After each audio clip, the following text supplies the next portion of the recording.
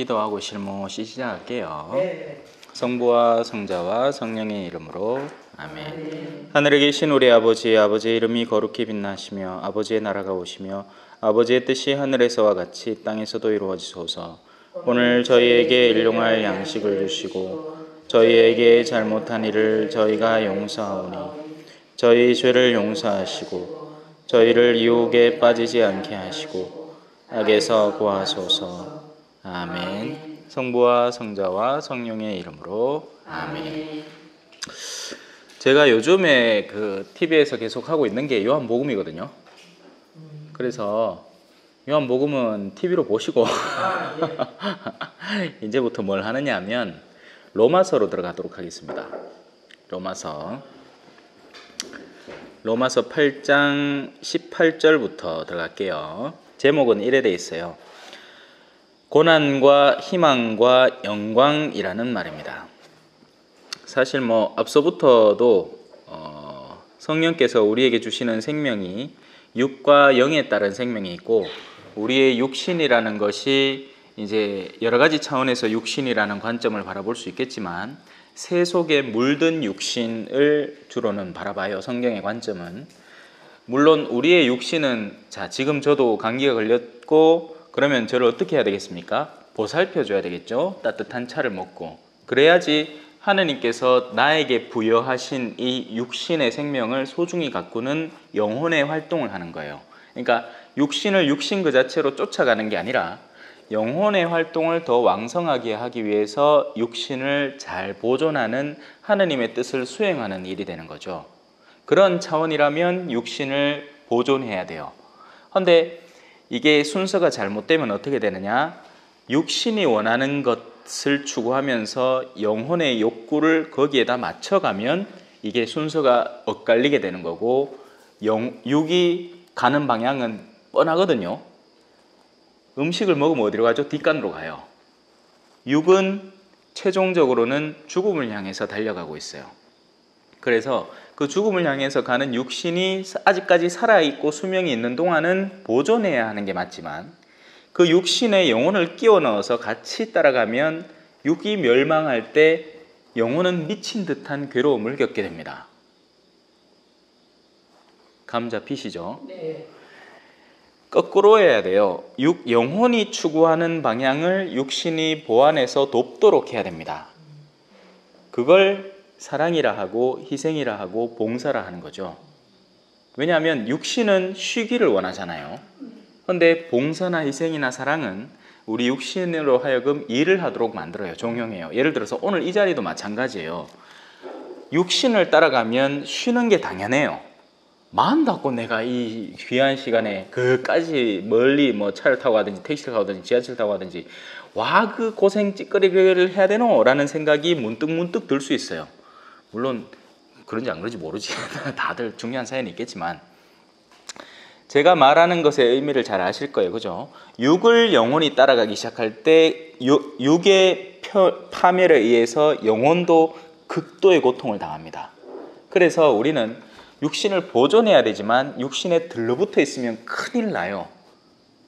반대로 영혼을 위해서 육신을 자꾸 쓰는 사람은 그 죽어갈 육신마저도 훗날에는 새로운 육신을 통해서 부활을 얻게 되고, 그 새로운 육신을 더 기쁘고 찬란하게 갖고 나갈 수 있다. 우리가 사도신경에서 고백하는 바는요, 영혼의 부활을 믿으며가 아니라 육신의 부활을 믿으며라고 고백을 합니다. 많은 사람들이 여기에 대해서 크게 생각을 안 해요. 사도신경 하면 전능하신 하면 그냥 끝나. 그 안에서 어떤 기도를 바치는지, 그 안에 내용이 어떤 것인지 심각하게 고민을 안 하죠. 자, 그래서 그런 바탕으로 로마서 8장이 시작이 되었고, 이제 로마서 18장부터 이제 들어가겠습니다. 그래서 로마서 18장의 내용은 고난, 그리고 희망, 그리고 영광이라는 세 가지 주제를 다룹니다. 이 세 개가 당연히 긴밀하게 연계되어 있으니까 이 세 개의 주제를 다루겠죠. 고난을 통해서 우리는 희망을 꿈꿀 수 있게 되고, 그리고 희망을 통해서 우리는 고난을 견딜 수 있게 됩니다. 그런데 우리가 가진 희망은 우리를 어디로 이끄느냐? 영광으로 당연히 이끌겠죠. 영광이 없는 희망은 엉뚱한 희망입니다. 내가 장사를 많이 해서 강남에 빌딩을 하나 사보겠다 하는 건 언뜻 보기에 희망처럼 보이지만 설령 빌딩을 산들 그 빌딩이 나를 정말 영광스럽게 해줄까요? 사실 수많은 사람들이 그렇게 생각합니다. 내가 빌딩을 사서 건물주가 되면 고개 빳빳이 들고 막 야, 네 건물 있어? 이딴 걸 세상 사람들은 자신의 영광으로 삼아요. 하지만 너무나 천박하고 하찮은 영광인 거죠. 왜? 지가 건물 하나 샀는데 건물 2개 만난 사람 만나면 어쩔긴데. 속된 말로 개쪽당하는 거예요. 쪽팔려 죽는 거지. 지는 건물 하나 갖고 익하고 살았는데 아이 건물 2개인 사람 만난 게야. 건물 3개인 사람도 있어. 4개인 사람도 있거든. 세상의 영광이라는 건 멸시가 예비된 영광이고 우리의 무너짐이 예비된 영광입니다. 얼굴이 암만 이뻐봐 늙잖아요. 안녕하세요. 어서 오세요.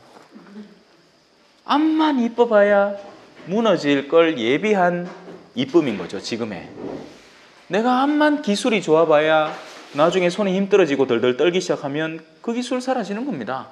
그리고 아직까지 내가 기술이 왕성한데 나보다 더한 기술을 연마한 누군가가 앞서 나가버려. 그럼 내가 기분이 나빠지는 거예요. 이런 모든 세상 안에서의 영광은 헛된 영광이에요. 그래서 우리의 참된 영광은 오직 영원 속에서만 그 참된 영광을 찾을 수가 있게 됩니다. 자, 이제 한번 읽어볼까요? 장차 우리에게 계시될 영광의 견주면 지금 이 시대에 우리가 겪는 고난은 아무것도 아니라고 생각합니다. 그리스도인들은 우리에게 있어서 길은 하나밖에 없습니다. 우리가 성경에서 나는 길이요 하는 그 길이 누구죠? 예수님밖에 없어요. 오직 그 길을 통해서만 그 단계들을 잘 밟아 나가서 그 마지막에 주어져 있는 것을 얻을 수 있게 되기 때문입니다. 그런데 예수님이 길이라는 말은 일단 짚고 넘어가야 돼요. 예수님이 길이라는 말이 우리가 무조건 성당에 쫓아다닌다고 예수님을 길로 삼는 게 아닙니다. 그건 그때그때 달라요. 케이스 바이 케이스로 다르다는 얘기예요. 성당을 가는 이유가 정말 예수님 때문에 가는 케이스 손에 꼽을 정도입니다. 나머지는 뭐 때문에 가는데? 인간관계 때문에 가요. 성당에서 이루어지는 인간관계가 그나마 세속보다는 좀 나으니까 거기 가는 거예요. 또 세속적인 욕심이 가득한 채 성당에 가는 사람도 있습니다. 단적인 예로 다단계 하려고 성당 가요. 거기서 훌륭한 다단계 재료들을 만나거든. 다단계를 하려면 사람이 순박하고 순진하고 잘 속아 넘어가야 되는데 세상 사람들은 영리하고 영악해요. 그런데 성당 사람들은 조금만 친해놓으면 아이고 내 요새 이거 써봤는데 너무 좋더라. 니도 하나 써봐라. 근데 그냥 쓰면 안 되고 요 등록만 하면 된다. 그렇게 하면서 다 꼬시키는 기라. 주변에서 많이 봤죠? 왜냐면 있거든요.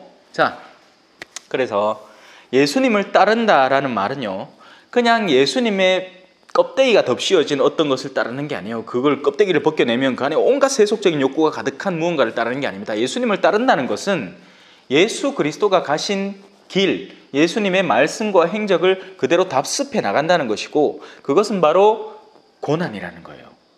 십자가라고 표현되는 고난이라는 거죠. 그 십자가가 없이는 우리는 예수님 근처도 못 간다는 겁니다. 신앙생활을 하면서 이런 표현을 하는 사람이 있어요. 나는 성당에 쉬려고 왔지 뭐 하러 온 거 아니다.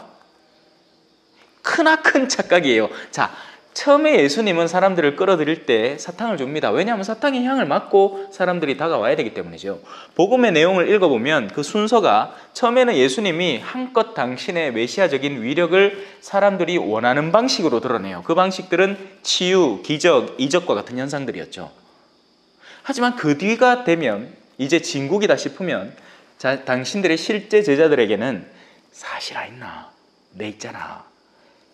고난당하고 죽고 그다하고 부활할 기대 하고 본질을 가르쳐 주는데 그때부터 제자들이 떠나가기 시작합니다. 얼마 전에 복음에 나왔어요. 요한복음이었어요. 너희도 떠나고 싶으냐?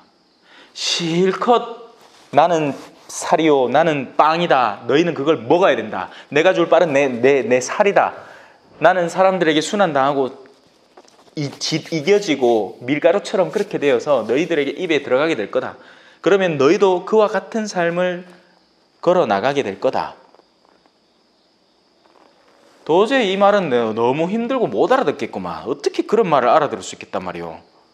그러고는 제자들이 떠나갔어요. 그동안 제자들이라고 자신들을 간주해왔던 사람들이 떠나갑니다. 사실 신앙 안에서 다 그래요. 소위 냉담을 하는 거죠. 그 냉담하는 이유는 다 다양합니다. 다 달라요. 누구는 구역장 때문에, 누구는 레지오 단장 때문에, 누구는 본당 신부 때문에, 누구는 수녀님 때문에 다 다른데 이유는 똑같아요. 내가 싫은 건 싫다는 거지. 내가 좋은 건 지금까지 쫓아왔는데 이제 싫은 게 시작되니 싫다는 거예요. 그러다 보니 고난 앞에서 무너지기 시작합니다. 사정없이. 그런데 이 그리스도인들은 거꾸로라는 거죠. 장차 우리에게 계시될 영광에 견주어서 그 영광을 너무나 희망하고 꿈꾸기 때문에 이 고난마저도 고난이 아닌 거예요. 어머니들이 자식을 뵐 때 아플라고 뵙니까? 아니죠. 근데 처음 아기를 뵈보면 아파 죽겠거든. 내가 안 뵈봐서 모르겠다마는 여러분이 알겠지. 죽겠다 하대. 막 남편 머리 치뜯고 막 괜히 막 성질을 부리고 막 난리 난다 하대요. 아파가. 내가 안 뵈봐서 모릅니다. 하지만 아플라고 뵈는 게 아니잖아요. 내 새끼를 얻기 위해서, 우리 사랑의 결실을 얻기 위해서, 그걸 위해서 기다리고 견디는 거지 딴 게 아니잖아요. 그죠? 자, 사실 피조물들은 하느님의 자녀들이 나타나기를 간절히 기다리고 있습니다. 여러분, 요새 날씨가 희한망측하죠. 덥고, 그죠? 또 더웠나 싶고 이제 지나가나 했긴 또 비가 와요. 참 재밌는 게 비 안 오나 하다가 비가 너무 있긴 비 안 그치나 하는 게 우리들이에요. 그런데 모든 피조물이 원래는 질서 있게 이루어집니다. 이 한 잔의 물이 증발하고 그 증발한 것이 응결되어서 다시 구름이 되고 그 구름이 비가 되어서 내려서 다시 물로 변환되죠. 안녕하세요. 자연은 굉장히 지극히 자연스러운 순환구조 속에 살아갑니다. 그렇게 되어 있고요. 그래서 자연은 그 자체로 자신을 해치지 않아요. 그리고 우리도 옛날에는 자연과 더불어 살아왔습니다. 먹을 많지 먹고 적당히 싸면 그게 거름이 돼서 작물을 더 풍요롭게 만들고, 그리고 그걸로 또 농사가 잘 되고 또 그걸 다시 우리가 먹게 되고. 그런데 지금은 안 그래요. 지금은 어떤지 아세요? 미친 듯이 생산해냅니다. 유전자까지도 조작을 해서 생산해내요. 그리고 나서는 그걸 동물들에게 먹이죠. 그리고 그 동물들의 고기를 엄청 생산해냅니다. 여러분, 이마트에서 팔리는 고기가 그날 다 나간다고 착각하지 마세요. 일부가 나가고 나머지는 다 썩어버립니다. 자, 그런 온갖 환경들을 파괴하고 그러는 통에 결국 구조역이 와버린 거예요. 얼마나 모아놓고 가다놓고 키우는지. 그죠? 암만 항생제를 먹이고 생쇼를 해봐야 안 되는 거야, 안 되는 건. 그 옆길로 샌 병영군이 그걸 완전히 다 무너뜨린 거죠. 그러니 또 어떻게 됩니까? 그 몇백만 마리나 되는 돼지와 소들을 다 또 갖다 끌어묻습니다. 끌어묻으면 될 줄 알았죠. 이제 썩은 물이 또 나오고 있어요, 거기에서. 세상은 돌고 도는 거예요. 그걸 돌고 도는데 뭐가 그걸 망치느냐? 인간의 죄악이, 인간의 탐욕이 그 모든 걸 망쳐버립니다. 제가 이걸 지금 피조물을 바탕으로 얘기를 해서 그런데요. 한 가정 안에도 마찬가지예요. 한 가정이 욕심이 없고 서로를 사랑하면 비록 돈이 없고 좀 가난해도 순탄하게 돌아가요.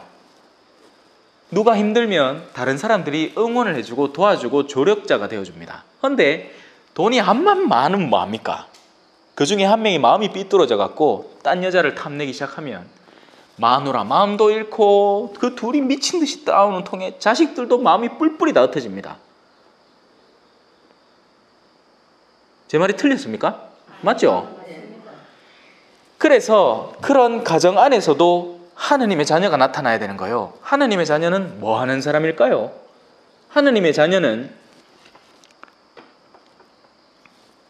우리는 살아가면서 이런 쓰레기들을 남깁니다. 누군가는 반드시 이 쓰레기를 처리를 해야 돼요. 하나님의 자녀는 세상의 어둠들을 자신이 감싸 안는 사람입니다.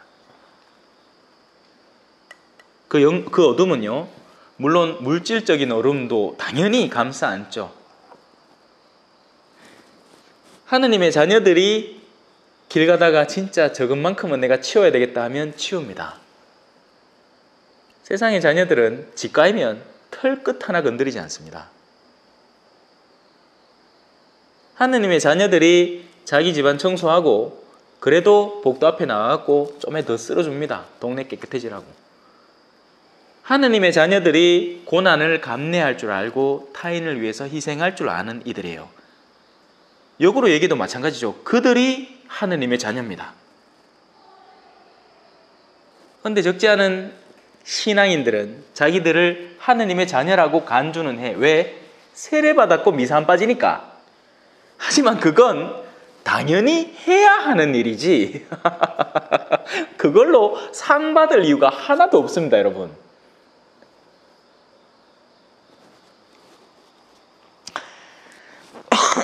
자, 그래서 모든 피조물은 단순히 인간만이 아니라 모든 피조물은 하느님의 자녀들이 나타나기를 간절히 기다립니다. 그 한 영혼, 하느님을 알게 되고 그분의 길을 이해하게 된 그 한 영혼이 해낼 수 있는 능력치가 어마어마하기 때문이에요.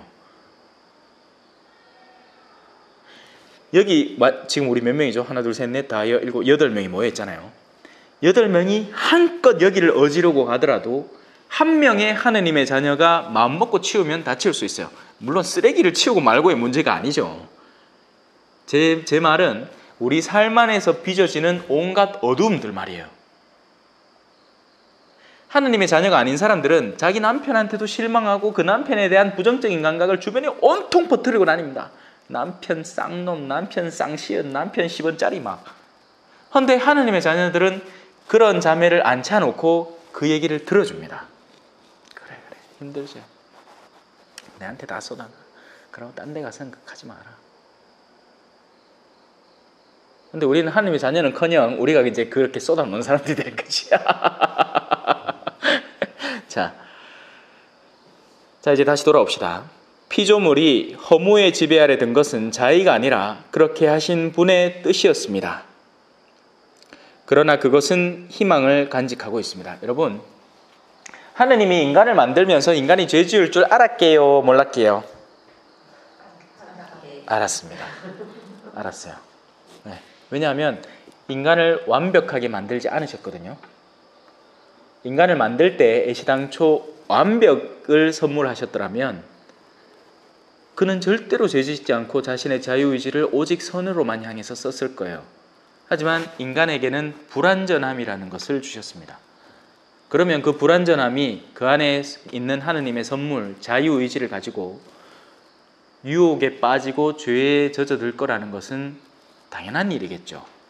여러분들이 자식을 낳는데 자식을 놓고 난 뒤에 야가 언젠가는 뭐라도 하나 실수하겠다는 건 여러분도 알고 계시잖아요. 그런데 그때 여러분의 마음 자세가 중요한 거예요. 어떤 거냐? 뭐 떨고 키만 떨까봐 사정없이 좁힐기야 라는 게 실질적인 우리의 마음가짐일 경우가 많습니다. 그런데 하느님은 달랐어요. 하느님은 착한 엄마였던 거죠.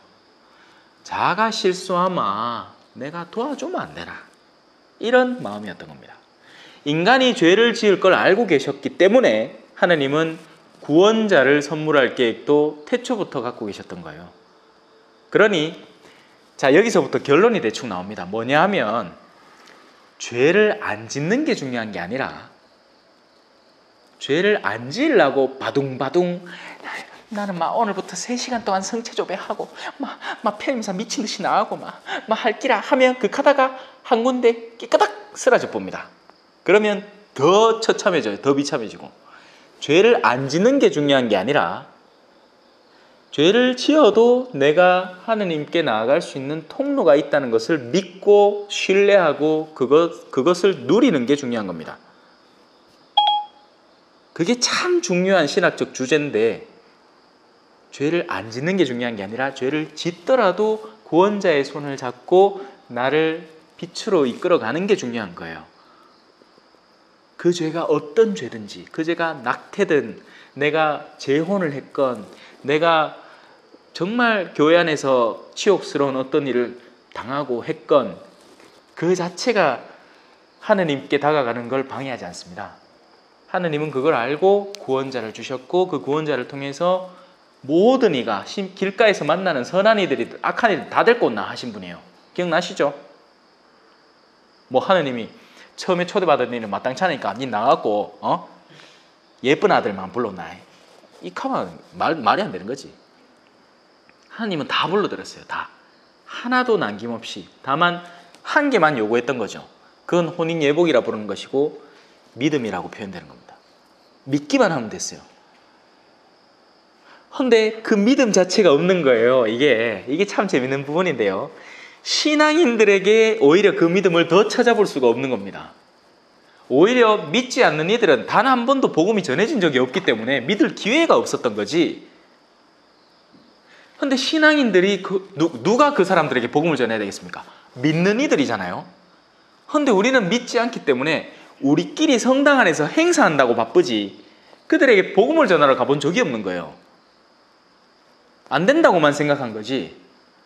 아이, 내 같은 사람이 뭘.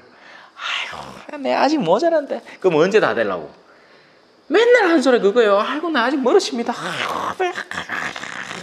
그 카는 통에 제가 일하던 남미에 단 한 번도 대학이나 심지어는 고등학교도 가보지 못한 한 자매가 복음을 전하러 밖으로 나갑니다. 왜냐하면 자기가 체험한 건 진리거든요. 신부님의 강론을 통해서 지 남편이 변했는 게야. 술만 진탕 먹던 사람이 와갖고 뉘우치고 뭐 아직까지 악습이 많지만 그래도 변해가는 체험을 하는 거예요. 그럼 그런 자매가 가만히 있을 수 있겠습니까? 내가 화장품 하나 써갖고 좋은 줄 알았는데 그 속에 주고 싶어 미치 뿔걸. 머리에 왁스 하나 발랐는데 이 왁스는 딴 왁스하고 다른 기라. 딴 거는 막 손이 두둑하게 발라가야지 짜세가 나는데 요거는 좀만 싹 써도 머리가 싹 발딱 써. 그럼 막 이거 쓰라고 이게 진리라고 막 난리 날걸요. 자, 그래서 피조물이 허무에 지배하려 된 것은 자의가 아니라 그렇게 하신 분의 뜻이었습니다. 그렇게 하신 분이 애시당초 피조물 자체에 완전함을 주지 않았기 때문인 거죠. 하지만 거기에서 내팽겨쳐 두신 게 아니라 그렇게 될 줄 알고 그들이 어둠에도 빠지고 유혹에도 시달리고 그럴 줄 알고 구원자까지 줘서 그 구원자를 통해서 믿음이라는 이 작물을 추수하려고 준비를 하신 거예요. 자, 그러나 그것은 희망을 간직하고 있습니다라는 말이 바로 그거예요. 우리가 죄를 짓는 건 엄연한 현실이고 일어나는 일들인데 그 안에는 늘 희망이 존재한다는 거죠. 희망이라는 건요, 보이지 않는 것, 아직 일어나지 않은 것에 대한 갈망을 말합니다.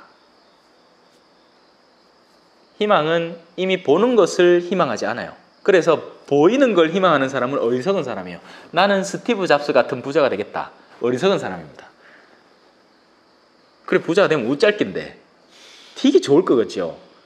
스티브 잡스의 삶이 정말 황홀할 것 같죠. 결국 뭘로 죽었는데? 췌장암으로 죽었습니다. 그리고 그 가족은 어떨 것 같습니까? 되게 서로 사랑할 것 같아요. 천만의 말씀 만만의 콩떡입니다. 근데 그 사람 자서전 나왔다 하면 미친듯이 사지 그거. 왜? 부자 되고 싶거든. 그 사람처럼 되고 싶거든요. 자, 피조물도 멸망의 종살이에서 해방되어 하느님의 자녀들이 누리는 영광의 자유를 얻을 것입니다. 모든 피조물이요. 그 멸망의 사슬에서 해방될 겁니다. 그 멸망의 사슬이 시작된 곳은 인간의 죄악이었죠. 그래서 그 인간들이 훗날 진정한 영혼의 참된 나라로 구원됨을 통해서 모든 피조물들이 거기로 승격된다는 이야기예요. 여러분, 우리가 갈 천국이라는 곳은요, 여러 가지로 연상해 볼 수 있겠지만 간단히 말씀을 드리면 우리가 지금 사는 거하고, 그러니까 우리가 지금 보고 듣고 느끼는 거하고 크게 다르지는 않다고 저는 여러 가지 간접 체험들을 통해서 충분히 이해할 수 있습니다. 뭐 죽고 나면 영체가 돼가지고 막 그때부터는 허물허물 해야 돼갖고 막 헬레 하고 그냥 막 벽이나 통과해 다니고 뭐 그렇게 다닐 것 같아요? 아니요. 예수님이 부활하신 뒤에 제자들에게 나타나셨습니다. 그리고 그 예수님은 제자들과 이야기를 나누시고 필요하다면 손가락도 넣어보라 하시고 제자들과 식사도 하시고. 근데 그건 희망에 맡겨둡시다. 그런 것들을 자꾸 알라 하다 보면 나중 그런 데 빠지는 길은 궁금해 미치겠거든 막. 근데 그게 왜 궁금합니까? 지금 내 삶 자체를 희망을 통해서 천상의 삶으로 바꾸는 게 중요한 거지, 아직까지 오지도 않은 걸 잔뜩 내 안에 그려보고 연상해보고 그걸 조금이라도 더 호기심을 채우려고 하는 노력은 소용이 없는 거예요. 차라리 그 노력을 지금 내 현실을 어떻게 하면 더 아름답고 감미롭게 가꿀까를 고민하다 보면 내 삶이 나아집니다.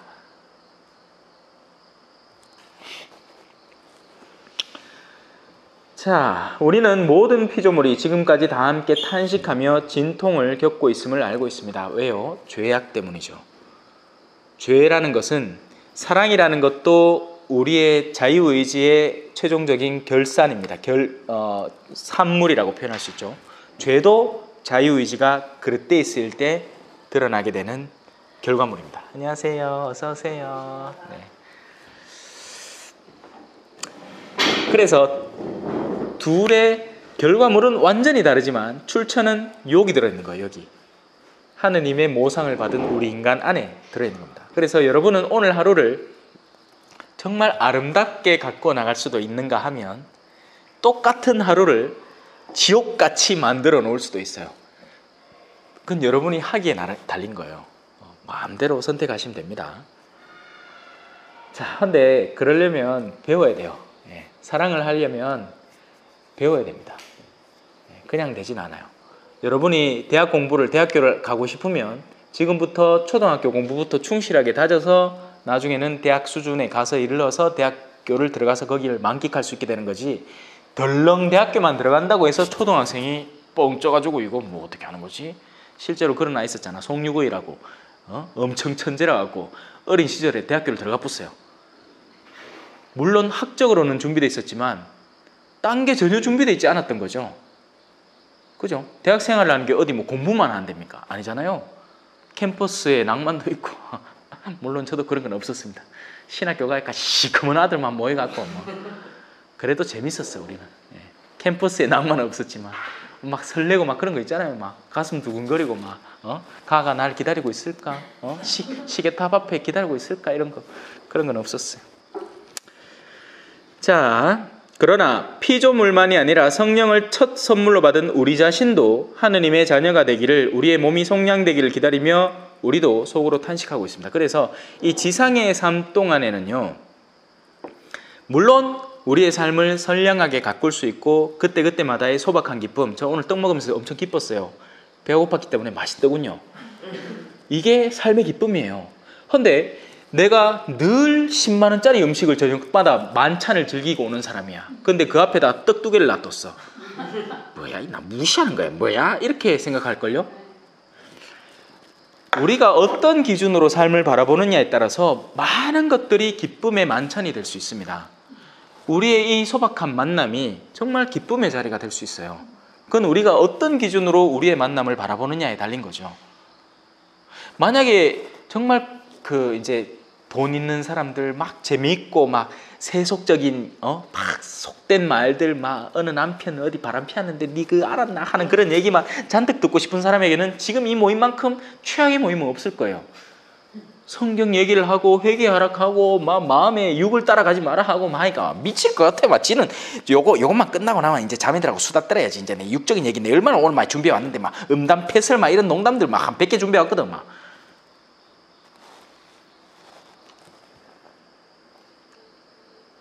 피조물만이 아니라 성령을 첫 선물로 받은 우리도 하느님의 자녀가 되기를, 우리의 몸이 속량되기를 기다리며 속으로 탄식할 수밖에 없습니다. 이 세상 안에서는요. 세상 사람들은 그쪽 방향으로 관심사가 고정돼 있고 그쪽을 향해서 미친 듯이 달려가는 사람들이에요. 돈을 얼마를 더 버는지, 어떻게 하면 더 쉽게 버는지, 어떻게 하면 내 외적 외모가 나아질 수 있는지, 그리고 건강을 보존하는 게 아니고 건강에 집착하는 사람들, 이런 건강식품이 나한테 어떤 영향을 미쳐서 어떻게 좋게 하는지를 빠삭하게 외우고 있는데 지 영혼이 어디로 가는지를 전혀 모르는 사람들이에요.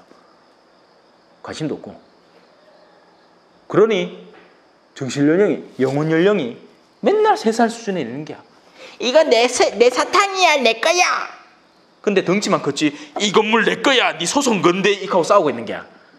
똑같은 짓거리를 3살 때나 지금이나 똑같이 하고 있는 거예요. 하나도 바뀐 게 없는 사람인 거죠. 그러니 그런 사람들은 신앙생활을 하더라도 바뀌는 게 없는 겁니다. 오히려 신앙을 통해서 교만만 잔뜩 늘어나는 거예요. 지가 뭐 레지오를 몇 차 주회를 했느니, 꾸르실료는 몇 차를 갔다 왔느니, 기수 따져가며. 꾸르실료로 기수 따지게 뭐가 있습니까 도대체? 일찍 갔다 왔으면 더 열심히 봉사하면 될까 이가.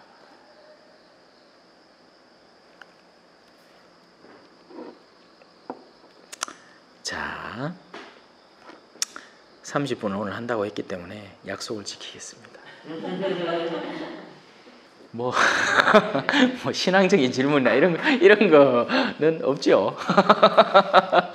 왜냐하면 신앙은요, 예를 들어서 성경이 몇 권이에요, 이런 것들은 내 양심이 거르끼지 않고 물을 수 있어. 그런데 우리가 본격적으로 신앙에 대해서 고민을 하고 묻기 시작하려면 나 자신에 대한 이야기를 할 수밖에 없어요. 물론 친구 얘기를 빗들어서 할 수 있죠. 그래서 친구 얘기의 80%는 자기 얘기라고 하잖아요, 보통.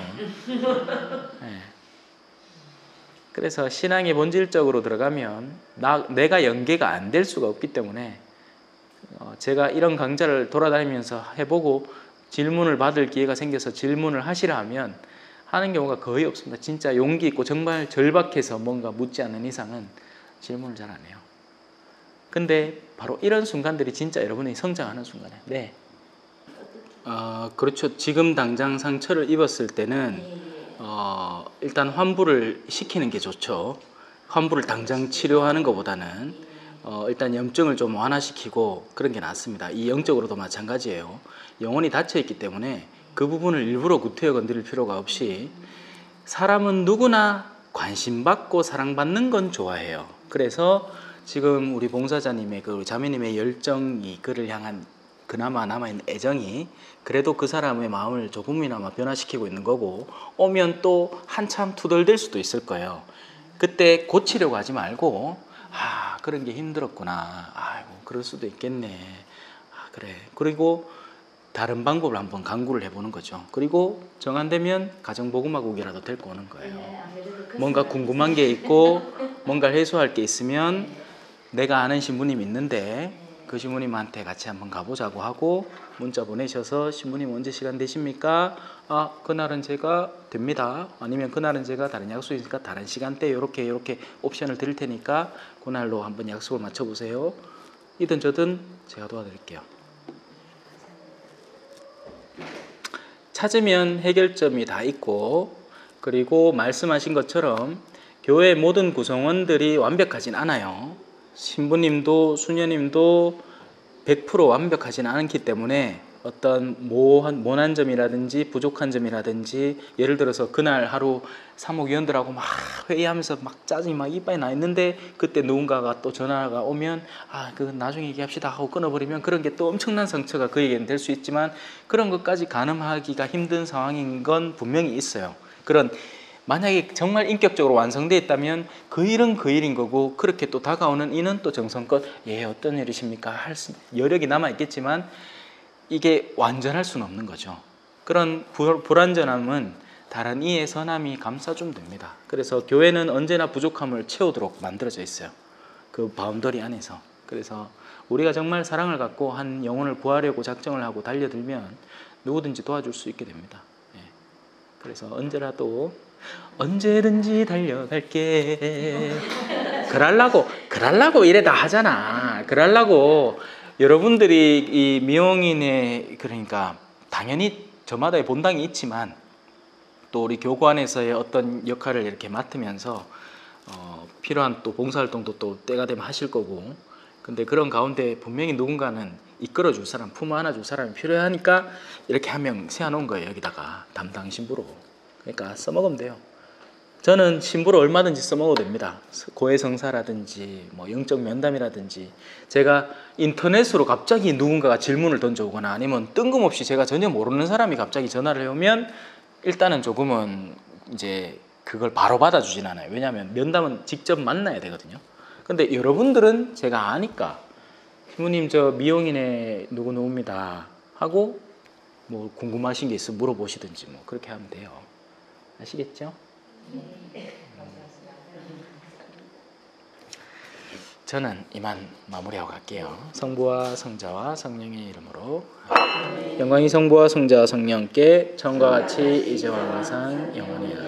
성부와 성자와 성령의 이름으로. 아멘. 감사합니다.